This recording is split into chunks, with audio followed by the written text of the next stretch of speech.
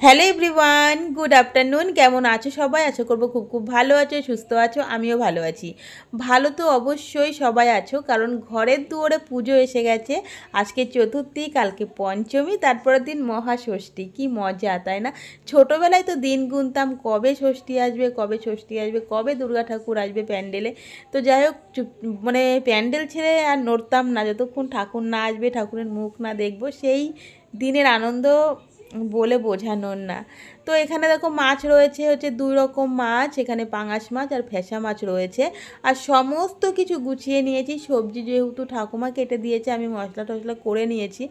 তো এখন বললাম তো, ঘরের দুয়ারে হচ্ছে পুজো এসে গেছে, আর কাজের শেষ নেই। কি বলবো, মানে ধোয়া কাচা পয় পরিষ্কার, আমরা বাঙালি, আমাদের তো এগুলো করতেই হয়। তো আমি এই কালকের ব্লগেও বলেছিলাম, আমিই মনে হয় লাস্ট ব্যক্তি যে ঘর দোর এখনও পর্যন্ত পরিষ্কার করছি। অলরেডি সবার হয়তো হয়ে গেছে এবং শপিং চলছে, কেউ পার্লারে যাচ্ছে, আর আমি শুধু ঘর পরিষ্কার করেই যাচ্ছি, না পার্লারে না হচ্ছে কেনাকাটা কিছু। তো যাই হোক, হচ্ছে গিয়ে দেখো রান্নাবান্না যা হোক বসিয়েছি, স্টিভের সবজিও কেটে নিয়েছি, আর এখানে কালো প্লাস্টিকে রয়েছে স্টিভের মাংস। কারণ এখানে হচ্ছে দুরকম মাছ, এই দুরকম মাছের মধ্যে একটা মাছও স্টিভকে দেওয়া যাবে না। তো দুটো মাছের একটা ওর হচ্ছে খাওয়া বারণ, সেই জন্য ওর জন্য মাংস নিয়ে এসছে। আর ও হচ্ছে প্রত্যেক দিনই ওকে মাংস দিয়ে ভাত দিই। কারণ হচ্ছে গিয়ে কী বলো তো, 100 টাকার মাংস নিয়ে আসলে না বেশ অনেক দিন চলে যায়। আগে ভাবতাম কি জানি অনেকটা হয়তো খরচা ওর পেছনে, কিন্তু না, সেরকম খরচা নয়। কারণ ওর ভাতে সামান্য একটু মাংস দিয়ে মেখে দিলেই জাস্ট মাংসের গন্ধটা হলেও সেটাই খেয়ে নেয়।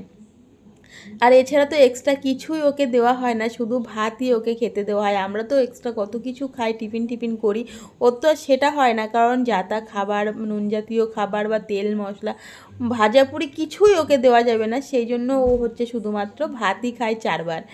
তো যাই হোক, ফ্যাসা মাছ রান্না হচ্ছে। ঠাকুমার ফ্যাসা মাছ এত প্রিয়, কি বলবো, এত প্রিয় উনি।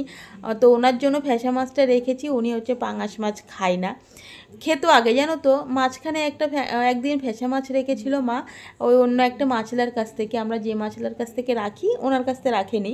তো মাছটা খেয়ে একটু গন্ধ পেয়েছিল, মাও পেয়েছিল, ঠাকুমাও পেয়েছিল, আমরা কোনো গন্ধ টন্ধ পাইনি।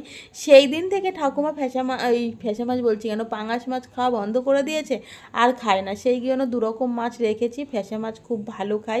এই যে বেগুন দিয়ে করছি, সত্যি কথা বলতে 1 পিস ফ্যাসা মাছ আমি রাত্রেবেলা খেয়েছিলাম।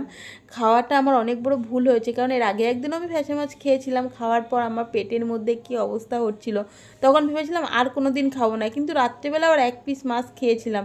খাওয়ার পরে জানো না, সেই রাত্রেবেলা প্রচণ্ড পেটে ব্যথা করছিল। তারপরের দিন সকালবেলা আমার অবস্থা কে দেখে, আমি বাথরুম থেকে বেরোতে পারছি না। আমি নাক কান মলেছি, আমি ফ্যাসা মাছ আর কোনো দিন খাবো না, শুধু ভাত খাবো, তাও ভালো। আর দিকে দেখো, পাঙাশ মাছটা ভাজতে ভাজতে দেখতেই পাচ্ছ কী পরিমাণে ফটফট করে ফাটে, জানো না তো।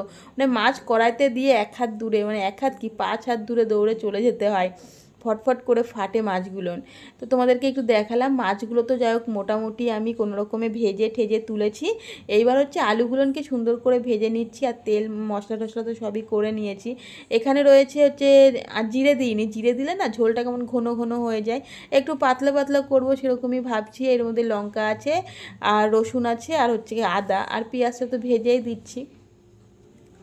তো রান্নাবান্না করছি। তোমাদের কার কার পুরো কমপ্লিট হয়ে গেছে ঘরের কাজ, শপিং হয়ে গেছে, অবশ্যই কমেন্ট করো। আমি অনেকের ভিডিও দেখি, অনেকের দেখছি কত সুন্দর শপিং করেছো, খুব ভালো লাগছে। নিজে করতে পারিনি তাই কি হয়েছে, অন্যের ভিডিও দেখছি বা অন্যের কেনাকাটা দেখছি, খুবই ভালো লাগছে, জানো তো।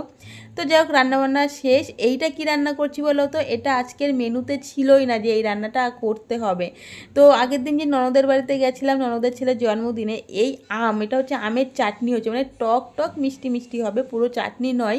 তো এরকমই দেখবে খেতে ভালো লাগে, এরকম পাতলা পাতলা ঝোল, একটু টক টক মিষ্টি মিষ্টি, হেভি লাগে খেতে, কিন্তু খুব সুন্দর হয়েছিল।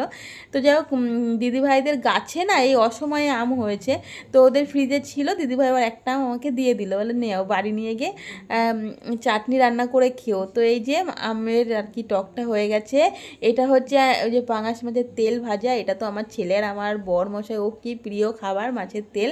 আর আলু উচ্ছে ভাজা। দেখো মাছের ঝোলটা কি সুন্দর হয়েছে, তাই না?